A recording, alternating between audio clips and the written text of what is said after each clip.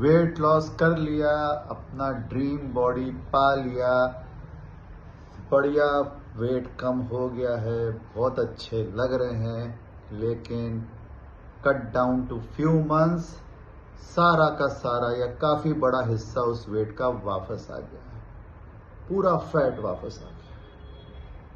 क्यों होता है ऐसे, क्यों बाउंस बैक हो गया? Don't worry, it is a common phenomena, you are not alone. Why? Because हर बॉडी का एक सेट पॉइंट होता है, एक सेट वेट होता है हर बॉडी का। आप देखोगे कोई 80 kg पे तो 80 पे रुक जाएगा, 90 पे 90 पे रुक जाएगा, 100 पे 100 पे, 100 वाला 110 नहीं जाएगा, 110 वाला 110 पे रुक जाएगा, पर वो 120 कभी नहीं होगा। ऐसे बढ़ते बढ़ते हर किसी का जब सेट पॉइंट आ जाता है वहां पे बॉडी रिलैक्स हो जाती है और कंफर्टेबल फील करती है। उस वेट पे बॉडी सोचती है बस ये अब यहाँ तक मुझे इसको पहुंचाना था, मैंने पहुंचा दिया, बस अब इसके बाद नहीं। तो अब जो आपका मेटाबॉलिज्म है, जो आपका एपेटाइट है, जो आपके हार्मोन्स है, वो सब पूरी लगन से आपको आपके सेट पॉइंट तक पहुंचाते हैं। वहां पहुंचाने के बाद ये कंफर्टेबल हो जाते हैं, और अगर उसको कम करने की कोशिश करें तो ये उसको डिफेंड करते हैं, ये पूरी ताकत लगा देते हैं कि वो कम ना हो और आप अपनी ड्रीम बॉडी अचीव ना कर पाए, क्योंकि उन्होंने डिसाइड कर लिया है कि आपको इस फलाने वेट तक उनको पहुंचाना ही है। तो अब ये बड़ी कॉमन चीज है, जितने भी ओबीज जो ओबेसिटी से जूझ रहे लोग हैं, बहुत कॉमन चीज है। People gain weight, they lose weight, then they regain it in a few months.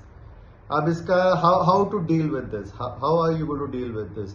सबसे पहले तो ये है कि जब भी कोई भी आप वेट लॉस प्रोग्राम में जाएं, make sure that whosoever is guiding you is giving you real food. Don't go for any shortcuts. अगर आप वर्किंग भी हैं तो आप अपना मील प्रेप कर लें 2-3 दिन का, जैसे विदेशों में होता है, और रियल फूड्स खा के ही वेट लॉस करें। कोई भी पैकेज चीज during your weight loss journey you try and avoid it if it's possible. Get a good sleep, pick up a habit of weight training. अब कार्डियो तो ठीक है, आपने वॉक किया, साइकिलिंग की, 10,000 7,000 स्टेप्स सब की, लेकिन incorporate some form of weight training into your life. All males, females, whatever the age, even for aged people it is good for bones and stuff. Optimize your sleep, make sure you are sleeping well. And after your weight loss you keep monitoring your weight, so that आप weekly wait देखते रहो। आप जहां देखो आधा 1 kilo का fluctuation शुरू हो गया, you try and check what wrong you are doing and you try to correct it yourself. और अगर सब्सिक्वेंट वीक या 15 days 1 month wait up trend नहीं है, then you consult your health care provider, you consult him or her to know what to do.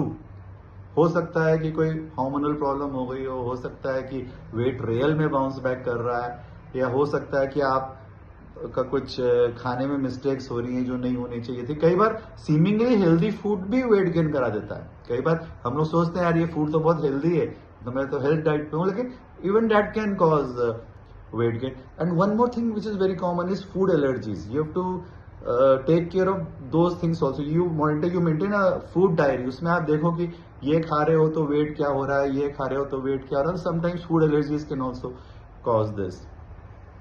And thirdly, make sure whenever you lose weight, you lose a major chunk of fat, not muscle.